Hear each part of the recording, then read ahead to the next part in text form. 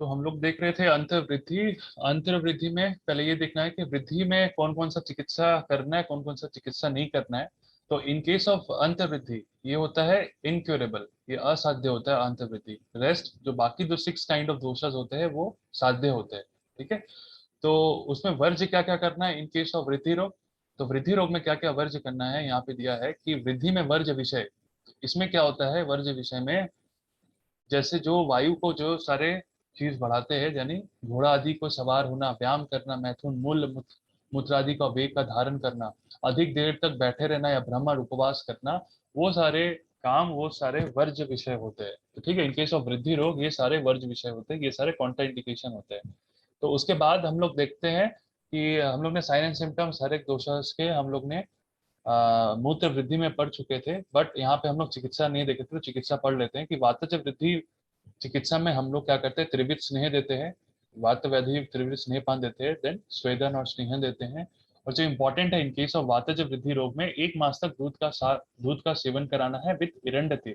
ठीक है, तो इरंड तेल श्रेष्ठ है इन केस ऑफ वातज रोग। तो वातज वृद्धि चिकित्सा में इरंड तेल के साथ दूध के साथ 1 माह तक पिलाना है। देन उसमें स्नेहन, उपनाह और वायुनाशक प्रलेप का भी प्रयोग करते हैं इन केस ऑफ वातज वृद्धि चिकित्सा। साथ में मुलेठी और सिद्ध तेल के द्वारा अनुवासन बस्ती भी कराते हैं इन केस ऑफ वातज वृद्धि। अब पित्तज वृद्धि चिकित्सा में हम लोग क्या करते हैं, उसमें पित्तज वृद्धि चिकित्सा में 2 टाइप्स का हम लोग चिकित्सा करते हैं। एक होता है अपक्वज पित्तज वृद्धि चिकित्सा और एक होता है पक्वज पित्तज वृद्धि चिकित्सा। तो अपक्व पित्त वृद्धि चिकित्सा में हम लोग कैसा ट्रीटमेंट करते हैं, लाइक ग्रंथि चिकित्सा, ग्रंथि की तरह हम लोग पित्तज ग्रंथि की तरह इसमें हम लोग पित्तज वृद्धि की चिकित्सा कराते हैं। ठीक है।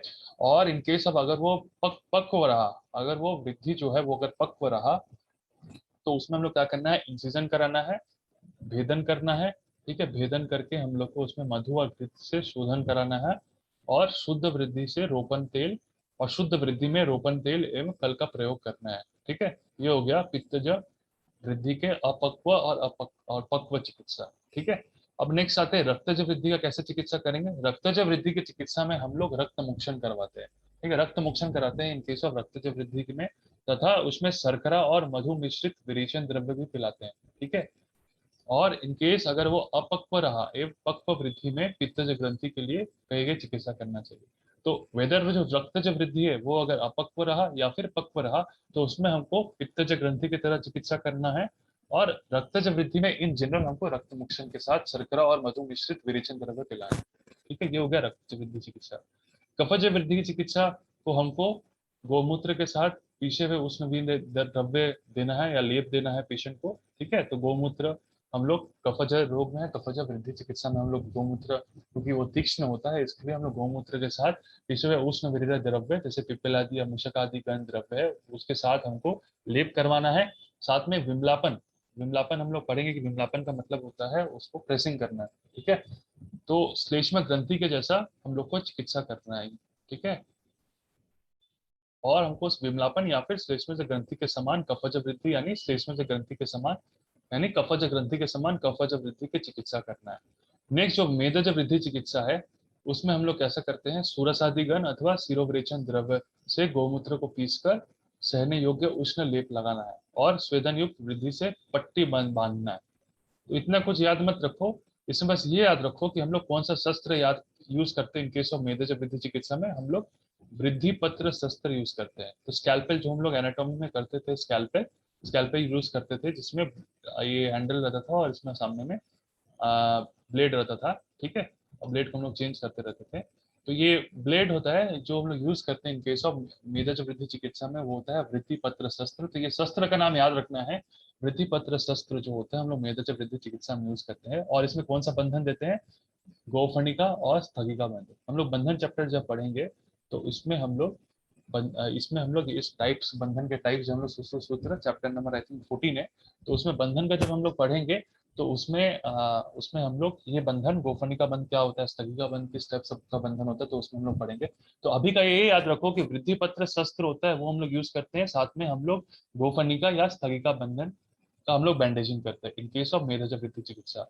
और वहीं पर मूत्रज वृद्धि जो हम लोग ने पहले पढ़ चुके हैं, अगर याद होगा तो उसमें हम लोग व्रीहि मुख शस्त्र यूज कर रहे थे, यानी ट्रोकार, जो मॉडर्न में ट्रोकार यूज होता है, यानी जो दो मुख वाला नाड़ी होता है, कैनुला होता है, वो यूज करते हैं मूत्रज वृद्धि चिकित्सा में। तो वहां पे कौन सा शस्त्र यूज करते हैं मूत्रज वृद्धि में? व्रीहि मुख शस्त्र।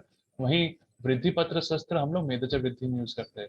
और यहाँ पे कौन सा बंधन देते हैं? यहाँ पे स्थगिका बंध देते हैं, स्टम्प बैंडेज। ठीक है, अभी ये याद रखो, यहाँ पे स्थगिका बंध यूज करते हैं, बैंडेजिंग करते हैं। यहाँ पे गोफनिका या स्थगिका बंध केस ऑफ मेदज वृद्धि चिकित्सा में करते हैं। तो ये अब ये तो हो गया हमारा चिकित्सा, और बाकी जो हम लोग ने सारे टाइप्स जो पढ़े थे वृद्धि के। अब आते हैं जो इम्पोर्टेंट है, अंत वृद्धि का चिकित्सा। ये बहुत इंपॉर्टेंट है, ये हम लोग का इम्पोर्टेंट है। यहाँ से क्वेश्चन आता है कि इसका अंतर्वृद्धि का चिकित्सा हम लोग कैसे करते हैं।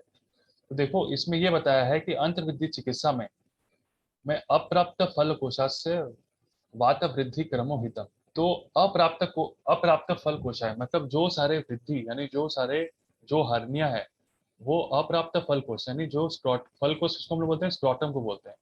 जो स्क्रॉटम अंडकोश में आप नहीं पहुंच पाए हो, ठीक है, वो सारे वृद्धि को हम लोग वातज वृद्धि के समान चिकित्सा करते हैं।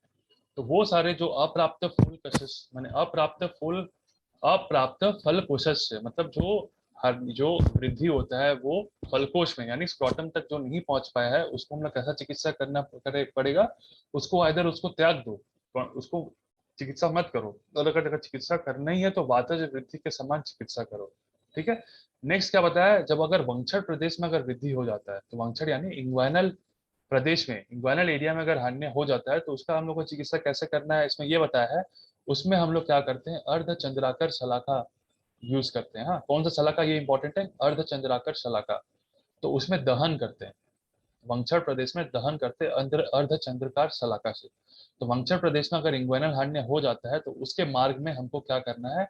विरुद्ध कम करना है, अविरुद्ध कम करना है, यानी अर्धचंद्र शलाका से वो जगह को हमको अग्निकर्म करना है। ठीक है, वो जगह को हमको ऑब्स्ट्रक्ट कर देना है चाहिए। तथा कोष प्राप्त वृद्धि को, यानी अगर अगर वो अगर अगर मान लो वंक्षण प्रदेश में वो अगर हानिया है, अगर मान लो वो इंग्वाइनल प्रदेश में अगर वो हानिया पहुंचा है, तो उसको तो हमको अग्निकर्म करना है। अग्निकर्मा में किससे किसे यूज करना है? अर्धचंद्र शलाका से अग्निकर्म करके हमको ये जगह को ऑब्स्ट्रक्ट कर देना, ताकि जो हर्निया है वो फर्दर ऑन स्क्रॉटम में ना गिर पाए। अगर अगर मान लो ये अगर इंग्वाइनल हार्निया अगर वो फलोकोश में चला जाता है, यानी स्क्रॉटम प्रदेश में चला जाता है इंग्वाइनल कैनल से, अगर वो स्क्रॉटम में चला जाता है, तो उसमें लोग कैसा ट्रीटमेंट करना है? उसमें हम लोग को पोस्ट प्राप्त वृद्धि को यानी स्क्रॉटल हार्निया को असाध्य समझकर त्याग देना चाहिए। तो उसका हमको चिकित्सा नहीं करना चाहिए। ठीक है, तो जो सारे स्क्रॉटल हार्निया होता है उसको हम लोग को त्याग देना है। ठीक है, तो इसमें पहले ही बोल दिया था कि अप्राप्त फल कोश में अगर, मतलब पहले अगर फल कोश में अगर प्राप्त नहीं हुआ है, तो उसको हम लोग पहले वात वृद्धि के समान चिकित्सा करेंगे। अगर मान लो फल कोश में चला गया, तो उसको हम लोग को असाध्य समझकर उसको त्याग देना, उसका चिकित्सा नहीं करना है। ठीक है, अगर वह इंग्वाइनल प्रदेश में है हमारा, अगर मान लो वंक्षण प्रदेश में है, तो उसमें हमको कैसा ट्रीटमेंट देना है? उसमें हमको सबसे पहले अग्निकर्म करना है। किससे करना है? अर्धचंद्राकार शलाका से जलाना है, अग्निकर्म करना है। और इसमें एक इम्पॉर्टेंट चिकित्सा करते हैं इन केस ऑफ अंतर्वृद्धि में, ये इंपॉर्टेंट पॉइंट है, अंग विपर्य चिकित्सा। ठीक है, ये याद रखना है कि अंग विपर्य चिकित्सा हम लोग किसमें फॉलो करते हैं? अंग विपर्य चिकित्सा जो होता है उसमें हम लोग वृद्धि रोग में, अंतर्वृद्धि में हम लोग अंग विपर्य चिकित्सा करते हैं। तो इसका मतलब क्या है? अर्थात ऐसा बताया है कि मान लो वाम भाग की अंतर्वृद्धि, वाम भाग मतलब लेफ्ट साइडेड इंग्वाइनल, अगर मान लो अंतर्वृद्धि होता है इंटेस्टाइनल हार्निया, अगर मान लो इंग्वाइनल वंक्षण प्रदेश में जाकर के अगर इंग्वाइनल हार्निया कराता है, अगर वाम भाग में होता है यानी लेफ्ट साइडेड अगर इंग्वाइनल हार्निया होता है, ठीक है, तब हमको दाहिने पैर में यानी राइट साइड के फुट में हमको उसके अंगूठे के मध्य की त्वचा में तथा उसमें हमको अग्निकर्म करना है। तो इसका कोई ऐसा क्लिनिकल रिलेवेंस नहीं है, ऐसा हम लोग क्यों करते हैं, इसका रिजल्ट क्या निकल के आता है, ये कहीं भी एक्सप्लेनेशन नहीं दिया है। तो बस ये समझ याद कर इसमें याद करना है कि मान लो अगर मान लो लेफ्ट साइडेड अगर इंग्वाइनल हार्निया किसी को होता है वंक्षण प्रदेश में, ठीक है, या फिर अंतर्वृद्धि होता है लेफ्ट साइड में, तो उसका हमको ट्रीटमेंट कैसे करना है? उसको हमको अग्निकर्म करना है। अग्निकर्म कहाँ करना है? उसके राइट फुट के राइट टो के हमारे अंगूठे में, अंगूठे के मध्य भाग में, अंगूठे के मध्य भाग में हमको शलाका से उसमें दाहन कर्म करना है, यानी अग्निकर्म करना है। ठीक है, अगर मान लो यही इंग्वाइनल हार्निया अगर तुम्हारा राइट साइडेड हुआ, तब उसके वाम प्रदेश में यानी उसके लेफ्ट साइड में, उसके अंगूठे लेफ्ट साइड के जो अंगूठा है, फुट का अंगूठा है, उसमें हमको अग्निकर्म करना है। ठीक है, दहन कम करना है अर्धचंद्र शलाका से। ठीक है, तो इसमें यही कॉन्सेप्ट दिया, अंग विपर्य चिकित्सा, माने अंग विपर्य यानी अंग के ऑपोजिट चिकित्सा करना है। जिस साइड का हर्निया का उसका ऑपोजिट ऑपोजिट साइड के टो में, फुट में हमको दाहन कर्म करना है यानी अग्निकर्म करना है। ठीक है, तो इसमें यही अंग विपर्य चिकित्सा के बारे में दिया है। अंग विपर्य अर्थात वाम भाग की अंतर्वृद्धि में दाहिने पैर के अंगूठे के मध्य की त्वचा तथा दक्षिण भाग यानी राइट साइडेड के अगर अंतर्वृद्धि के में बाएं पैर यानी लेफ्ट पैर में अंगूठे के मध्य में त्वचा को काटकर जलाना चाहिए। ठीक है, तो ये होता है हमारा अंग विपर्य चिकित्सा इन केस ऑफ अंतर्वृद्धि, ये इंपॉर्टेंट है। ठीक है, नेक्स्ट होता है कि मान लो अगर ये तो हो गया, मान लो अगर कोई वात कफ वृद्धि लेकर के आया है, वात कफ मान लो दोष वृद्धि है इन केस ऑफ अंतर्वृद्धि में, अगर मान लो वात कफ का प्रीडोमिनेंट है तो उसमें क्या करते हैं हम लोग, इसी प्रकार सावधानी के साथ अंगूठे के मध्य के त्वचा में चीरा लगाना है, अंगूठे में ही इनको चीरा लगाना है और जलाना है वो जगह को, तथा हमको ये देना है कि अगर उसमें स्नायु छेद करेंगे उसमें हमको चीरा जो लगाना है वो बहुत डीप लगाना है। ठीक है, जो हम लोग लिगामेंट जो अगर हम इसमें जलाएंगे वो लिगामेंट को हमको डीप सीटेड उसको जलाना है। ठीक है, अगर वात कफ जब वृद्धि प्रीडोमिनेंट है तो देन अगर नेक्स्ट बताया है कि अगर मान लो अंतर्वृद्धि को हमको रोकना है, मान लो अगर अंतर्वृद्धि को हमको स्टॉप करना है, रोकना है, तो उसमें ऐसा कॉन्सेप्ट बताया है कि शंख प्रदेश, दोनों जो शंख प्रदेश है हमारा जो टेम्पल रीजन है, अगर हमको अंतर्वृद्धि को रोकना है तो उसमें हमको टेम्पल प्रदेश यानी शंख प्रदेश में हमको ऊपर में तथा कान के पीछे, कान के अंत में हमको सेवनी को बचाकर, सेवनी को हमको प्रोटेक्ट करना है। ठीक है, सेवनी को प्रोटेक्ट करके हमको उसमें वही वृद्ध वृद्ध वृद्ध दिशा में हमको वही, जैसे कि मान लो अगर अंतर्वृद्धि मेरा राइट साइडेड हुआ, अंतर्वृद्धि मान लो अगर मेरा लेफ्ट साइडेड हुआ, मान लो वाम प्रदेश में हुआ, तो हमको उसका राइट साइडेड जो शंख प्रदेश है टेम्पल रीजन है, ठीक है, और उसका जो कान का जो अंत भाग है उसमें हमको हमको शीरा वेधन करना है। ये इंपॉर्टेंट है, यहाँ पे हमको शीरा वेधन करना है, यहाँ पे अग्निकर्म नहीं करना है, यहाँ पे शीरा वेधन करना है।